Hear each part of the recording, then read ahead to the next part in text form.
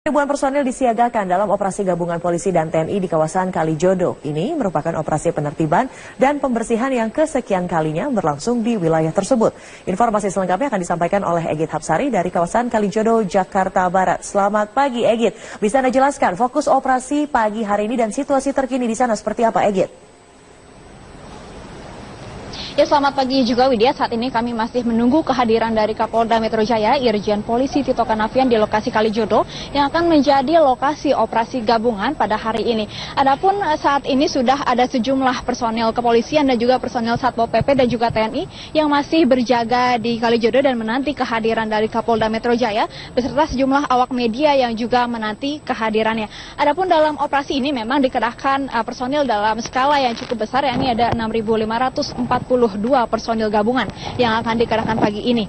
2.732 diantaranya adalah Satgasda dari Polri dan 700 diantaranya Satgasres dari Polri. Sedangkan untuk dari TNI sendiri ada 600 personil dan unsur dari Pemprov DKI Jakarta, Widya, ada 2.492. Jadi bisa kita katakan operasi gabungan kali ini merupakan salah satu operasi skala besar yang dikerahkan Polda dan juga Pangdam Jaya untuk mengamankan dan juga melancarkan upaya penertiban yang akan dilakukan Pemprov DKI Jakarta dalam waktu dekat ini di kawasan Kalijodo, Jakarta.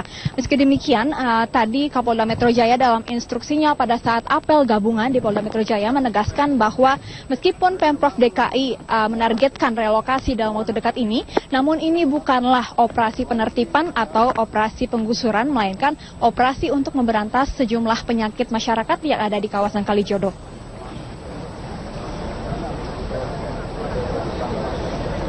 Ya, Widya.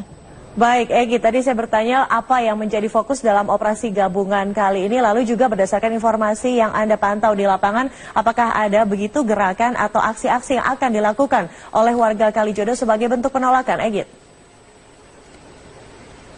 Ya, kami juga memperoleh informasi bahwa ada sejumlah warga wanita khususnya di kawasan Kalijodo ini yang akan melakukan aksi protes dengan bertelanjang. Namun informasi tersebut masih kami tunggu kebenarannya.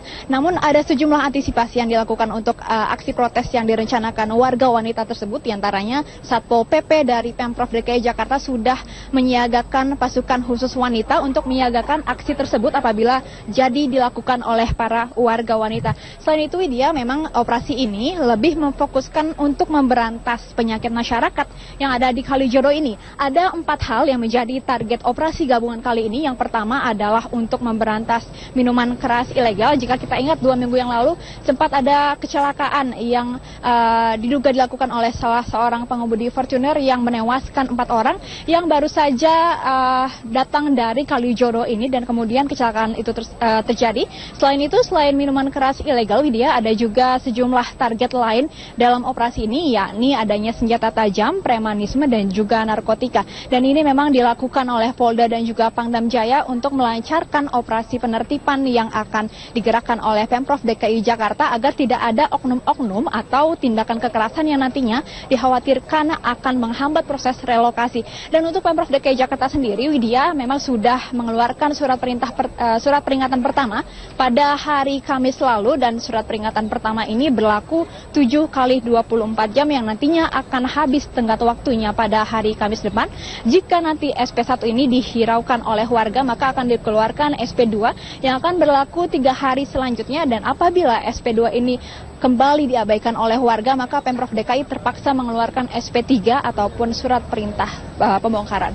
Widya. Baik, terima kasih rekan Egit Hapsari melaporkan langsung dari kawasan Kalijodo. Selamat kembali bertugas. Beralih ke informasi lain, pemirsa, ribuan personil disiagakan dalam operasi gabungan polisi dan TNI yang digelar di kawasan Kalijodo. Ini merupakan operasi penertiban dan pembersihan yang kesekian kalinya berlangsung di kawasan tersebut.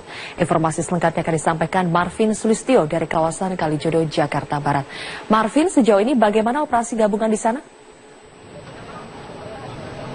Sylvia, seperti yang bisa Anda lihat di belakang saya saat ini, untuk operasi masih terus berlangsung. Ini merupakan operasi yang kesekian kalinya berlangsung di kawasan Kalijodo. Saat ini masih ada sejumlah satuan yang masih memeriksa di beberapa warung-warung yang ada di Kalijodo ini. Beberapa warung memang sudah ditinggalkan oleh pemiliknya, ataupun ada warung yang masih tutup atau masih ada pemilik di dalamnya. Namun dari satuan kepolisian maupun juga dari gabungan satuan lainnya di sini mulai melakukan penggerbekan atau masuk ke dalam warung tersebut untuk memeriksa adanya sejumlah temuan-temuan yang dinilai ilegal, Sylvia. Di antaranya adalah adanya miras, kemudian ada senjata tajam, narkotika, dan juga premanisme. Itu adalah 4 sasaran yang diharapkan akan dicapai oleh pihak kepolisian saat ini.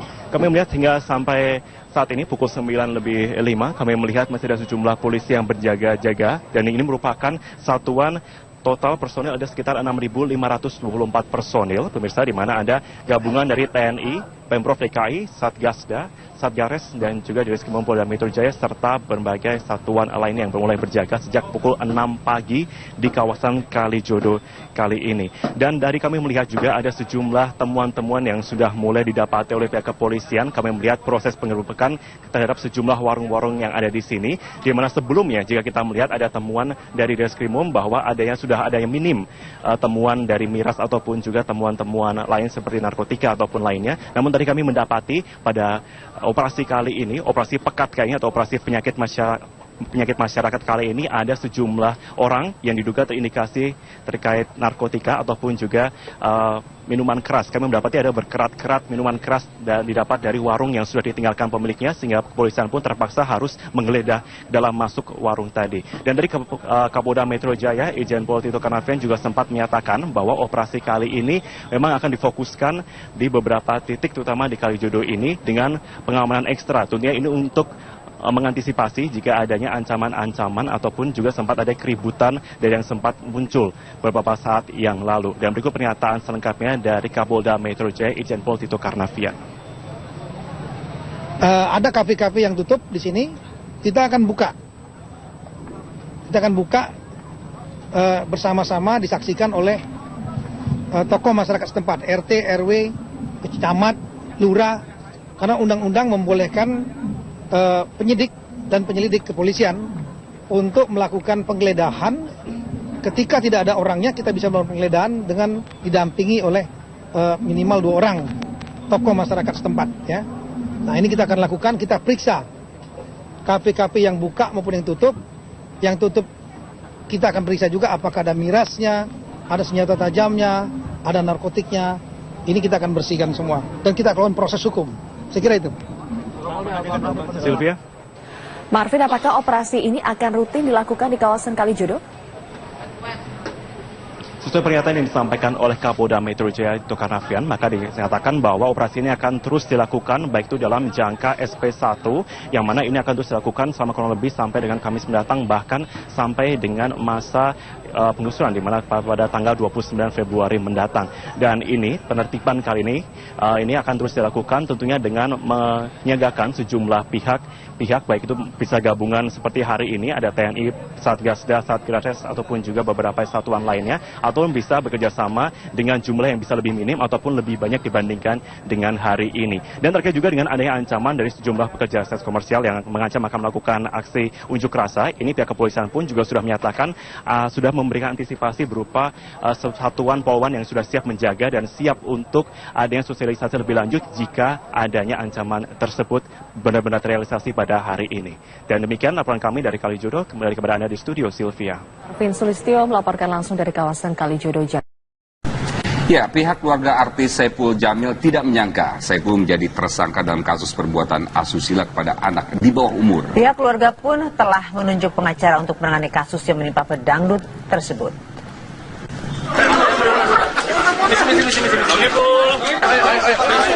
Setelah ditetapkan sebagai tersangka, Saipul Jamil mendapatkan kunjungan dari keluarga di Polsek Kelapa Gading, Jakarta Utara.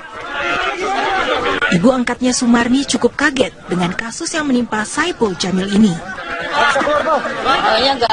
Kata saya nggak nyangka kayak gitu tuh nggak mungkin gitu loh. Orang senengannya sama cewek kok masa iya sih ngenjak itu kayak gitu. Cewek aja tinggal milih gitu loh. Berarti Mbak Mipul selama ini belum pernah mengakui ya Bu? Kalau ya belum, nggak pernah sih ngomong-ngomong masalah suka sama cowok tuh nggak pernah, makanya nggak nyangka. Sering bawa friendsnya untuk menginap gitu di rumah? Kalau saya sih nggak tahu, soalnya saya jarang nginep. Jadi setahu saya memang di rumahnya itu semuanya cowok-cowok, asistennya. Itu tinggalnya sendiri di rumah itu? Enggak, ada, iya, ada asistennya si itu Amin, sama sopirnya, sama mbak pembantunya. Itu juga kamarnya masing-masing. Kalau harapan keluarga dalam kasus ini apa, Bu? Harapan Ibu sebagai... Harapannya ya mudah-mudahan kasusnya ini cepat selesai, jangan sampai di penjara. Apakah Ibu akan bertemu dengan keluarga korban, Bu? Akan berkomunikasi? Lagi diteleponin sama saya, kakaknya si korban. Iya, si Samsul. Nggak tahu, lagi nggak diangkat, nggak tahu dia ada di mana.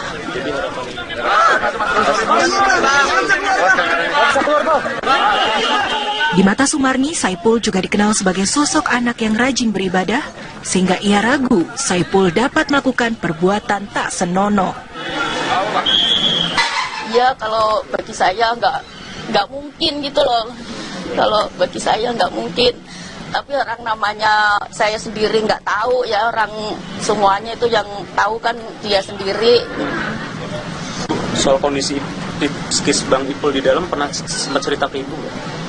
Masa trauma atau stres atau depresi? Masalah nikah lagi gitu. Ya termasuk itu. Enggak. Orang dia mah kuat itunya, agamanya, sholatnya, lagi di Mekah aja kan. Kamarnya sebelah sama saya. Setiap jam itu jam 2:30 udah ngajak tahajud. Pulang-pulang sampai siang itu habis doha baru pulang. Ntar mau duhur baru berangkat lagi. Ntar pulang-pulang udah itu asar. Asar pulang, ntar maghrib jalan lagi gitu. Kalau di Mekah nggak pernah ngobrolin soal begitu-begituan, enggak, pokoknya ibadah gitu aja dia mah yang diobrolin tentang agama gitu. Tapi kalau tadi pas bertemu Ibu tadi sempat? Ya sempat suruh sabar, kan langsung pada ituin ya, Bu Haji doain ya Bu Haji biar cepat selesai. Sempat ini nggak nyampain sesuatu ke Ibu, pesan-pesan untuk keluarganya atau teman-temannya? Enggak, orang langsung itu cuma minta doanya biar cepat selesai urusannya gitu doang. Setelah diperiksa sejak kemarin pagi oleh penyidik Polsek Kelapa Gading, Saipul kemudian ditetapkan sebagai tersangka dalam kasus perbuatan asusila kepada anak di bawah umur. Dari Jakarta, tim TV One mengabarkan. Polisi mendalami dugaan adanya korban lain dalam kasus pencabulan oleh pedangdut Saipul Jamil. Setelah menjalani pemeriksaan sejak Kamis kemarin, Saipul kini dipindahkan ke ruang tahanan.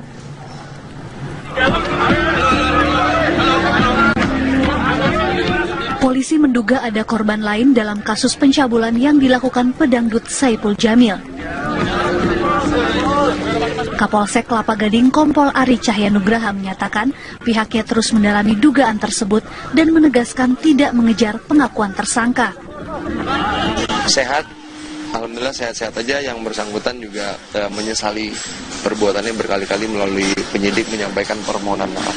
Iya, sementara baru satu, tapi kemungkinan besar lebih dari satu. Dari pengakuan tersangka sendiri, Pak, ada yang ngomong, Pak, ada berapa korban yang dilakukan atau bagaimana, Pak, dari tersangka sendiri? Dari pengalaman penanganan proses yang seperti ini, kasus seperti ini, tidak ada tersangka yang mengakui. Hanya saja kami butuh bantuan dari para korban yang lain untuk bisa kooperatif.